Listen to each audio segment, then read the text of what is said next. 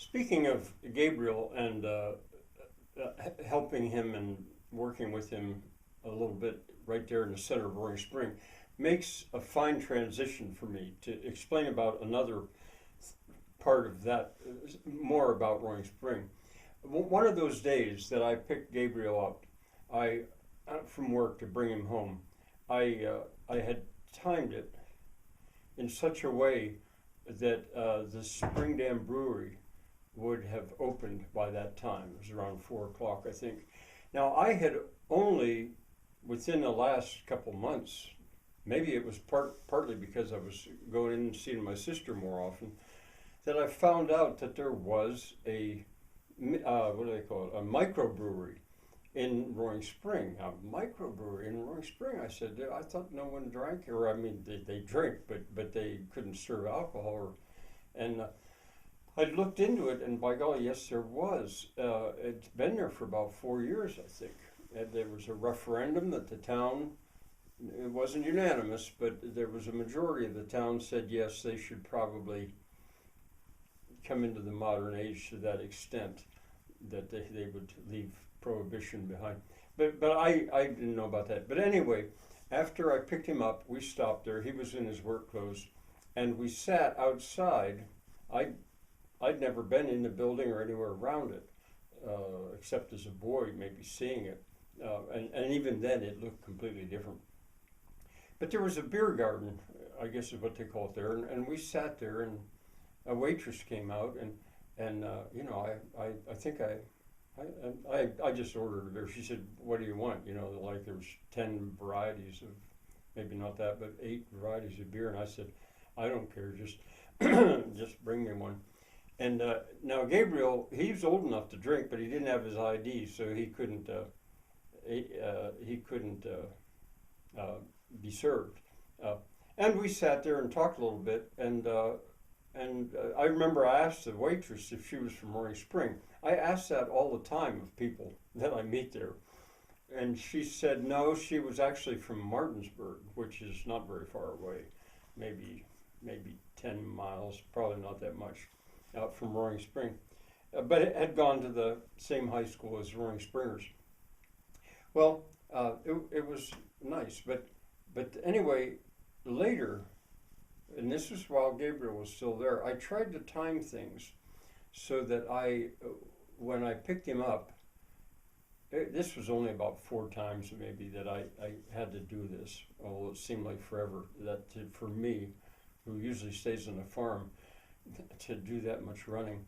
But I timed it in such a way that I could stop at the brewery. Well, the second time I was by myself, and this time I went inside.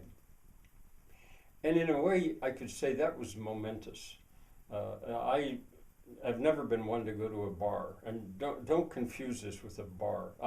I didn't know what I was. I had no idea what it was going to be like when I went in there, and I don't know if I'll take the time to explain it to you now. But the ambiance of it was that of an English pub. Now I have been to some English pubs. Nothing like an American cowboy bar like you might, nothing like that. There were quite a few older people. Let's see, that was probably early too. But I soon struck up conversations, not only with the brewer who runs it, and but also 2 of his assistants arrived, who I think they're maybe volunteers just because they want to learn the trade or learn the art.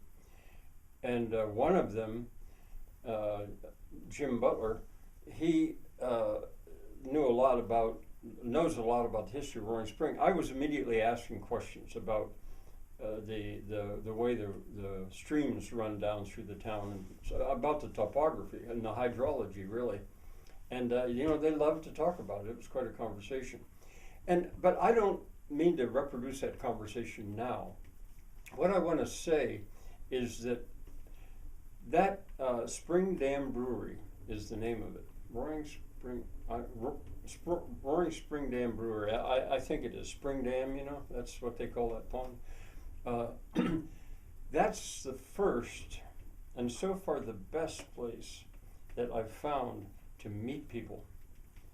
I have already met so many people there and had such interesting conversations, not only about Roaring Spring, but mostly about Roaring Spring in this area because I guided it that way. I'd almost always ask somebody, are you originally from Roaring Spring? I got to know the waitresses. There's two sisters there in their 40s now that born and raised in Roaring Spring and basically never left it.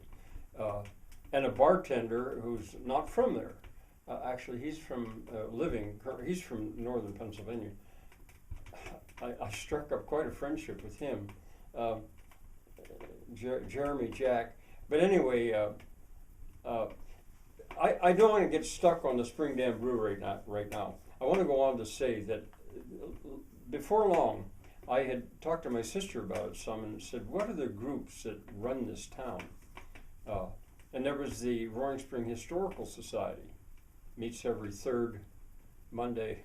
Well, it skips a lot of meetings, but every third Monday of the month in the train station.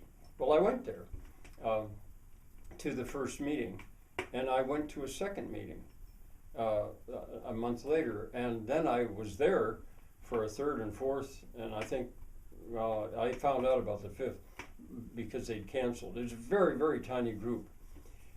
So, again, fascinating.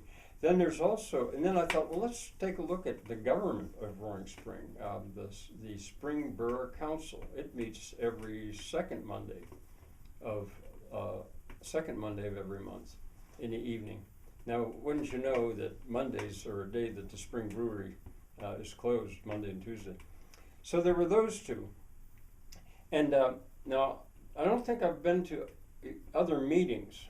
And I'm not telling you really about the meetings, I'm just telling you that they're there. But I'm still on this quest to find out who actually runs this borough, or who comes up with ideas. Is there a planning council? I think there was, but I think it's defunct, I don't know. I went online, I looked that up. There's the Lions Club. There's a Rotary Club. There's a VFW. I always get it mixed up with the American Legion.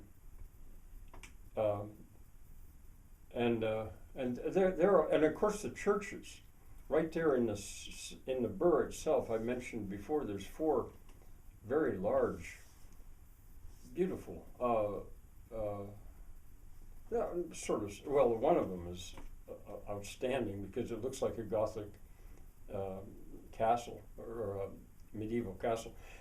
Large mainline churches, and there's others, of course, too. And of course, those have their groups very active, as they're one of the reasons that Gabriel was able to be fed while he was there. And I'm still working on these groups. I've been hesitant about approaching, say, the Lions or the Rotary and Masons. I think, for one thing, I think you got to be invited to some of those. I don't know. But one other thing, I'm going on a bit long about this, but I'm going to continue to do this. But it got me thinking about a book that I read about 1970 called Men in Groups. I think I loaned it away and it never came back. And now it's too expensive really to buy anymore for me. But I think I can read it on the Gutenberg project. I'm almost certain if I want to read it, I will again. But I remember being impressed by that, and maybe later on I'll tell you more about that. But right now, I'm just telling you that there are these groups and venues where the most recent one, and I'm going there today, is the Danny Kaye's Cafe. I was only there once, and I think I spoke about that already. I'm going to stop in there today. All right, been kind of long. Bye for now.